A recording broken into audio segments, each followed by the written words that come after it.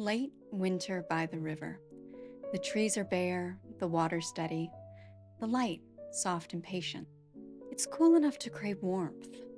A heavy knit, a malty cup of tea. Fog begins to suggest rain, but no, not yet.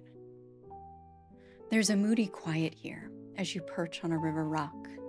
It doesn't feel lonely, just contemplative and calm.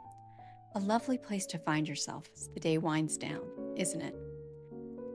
For me, it would be perfect. And that's exactly what I decided I wanted my bedroom to feel like. So instead of scrolling Pinterest for hours or researching whatever's trending this year, I went back to nature, to this little pocket of it that has captivated me all my life, the dreary riverside. Quiet, grounded, contemplative. So, how does one take an image like this and turn it into a room that feels like that? Let me show you how you can do the same thing with your own interiors. I'm Anna Hulzenga. I believe in evergreen design rooted in what you love. My approach is crafted slowly, not copied. I'm here to help you discover inspiration that resonates with you and distill it into your own personal haven. For this Element and Essence series, I encourage you to find what speaks to you in nature. Maybe you don't have the soul of a Gothic Bronte heroine who wandered off a foggy moor and the bleak riverside isn't for you. That's okay. Find what you love. Maybe it's tied to a memory, or a destination, or a dream you keep returning to. We're focused on the feeling and whatever truly resonates with you. So let's get started by breaking down the broadest strokes of my process. First, generate your palette. You can do this intuitively or with a palette generator. I personally love coolers. You can see that I was easily able to grab a palette out of my image, one that I love and know will be evergreen for me. Then comes the least fun step, your restrictions. I'm a renter, so I have plenty. But I'm here to tell you your home is your home, whether you rent or own. You are allowed to make it feel like yours. It is not a waste of money to create a space that brings you joy. I'll save my full renters have a right to beauty rant, though, for another video. For now, here's my restriction. I can't paint. So while I would love nothing more than dark, moody walls, I am alas stuck with landlord gray. Despite this being a huge challenge to making a space moody, and it will inevitably wind up a little more magnolia than I'd like, all hope is not lost. In fact, I can work with this. The cloudiness in my inspiration location gives me a perfect starting point. So let's rebrand that landlord gray as a soft drizzle and build our palette outward, making sure everything else we bring in reinforces that grounded, calming riverside feeling. If you can't paint, the next biggest place to make an impact is your floor, where I am also blessed with landlord gray vinyl. So let's get a rug, a big one. Comes to rugs, go big or go home, truly. They're one of the most cost effective ways to add massive impact, dimension, and texture to a room. This is one place you really shouldn't skimp. I debated a lot of rugs, but eventually landed on this one. This gem pulls in the darker tones of my river while staying grounded in that foggy gray. And with that, instantly, the room feels less like a rental box and more like a landscape. Now that we've got our major color direction established, let's talk about lighting. Lighting is one of the biggest impact elements.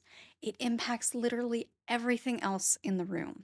You can have a perfect room that is destroyed by bad lights. But in this room, I have exactly one south facing window to work with. So, to create that low, misty glow from my inspiration image, I layered a sheer curtain beneath a fringe curtain in a soft sage green, and the light just comes in really magically. And because I am unashamedly a millennial, no bedroom is complete without fairy lights. To me, they echo the glisten of light on a river surface or the wintertime dream of fireflies drifting through a summer night. Or maybe that's just me being overly romantic. Layering your light sources is key for any space, as avoiding the loathsome big light is essential for creating any mood that isn't clinical. So, cue the bedside tables, a little Art Nouveau, a little Craftsman, all nostalgic glow. Next, textures and patterns. I love both abundantly, but in a calming, grounded bedroom, even I have to be intentional. So, what textures feel harmonious with my Riverside moment? Let's return to the source. Textures like cool river rock, softened wood, diffused light, natural fibers, and those soft matte finishes that mimic earth and stone. Even the faint shimmer of water inspired some of my choices. Using those texture notes to guide what I styled the space with, I brought in antique nightstands with that perfect lived in wear, pearlescent frames and lampshades, natural linens, florals and swirls from the rug balanced by a soft stripe running through the bedding. An antique mirror nods to the reflective surface of the river. A vintage inspired iron bed frame nods to that cold river rock. Then comes the styling. This is the fun part, the most rewarding and deeply personal layer, where I encourage you to play around and deviate from your theme to build a little tension. The concept of building tension in a space is one of the most important to having an elevated design, and one I'll definitely dedicate a whole video to in the future. The last thing I want to speak on is greenery. In every room, I unsurprisingly think greenery is absolutely non negotiable. However, I don't love rooms that feel like you are in a greenhouse either, unless they are, in fact, a greenhouse or sunroom. So find the balance, my plant loving friends. So, my parlor palm here doesn't exactly scream moody Riverside, but she thrives in this room against all logic, and even if she isn't strictly on theme, she still has a little nod to a Victorian parlor or your auntie's entryway from the 90s, which I love. Sometimes good design happens without intention, and that's part of the magic. And with that, my bedroom is well on its way to becoming a foggy river retreat, a place to brood, breathe, and burrow into comfort. While not perfect and not straight off Pinterest, it feels like me, and that's the key to evergreen design.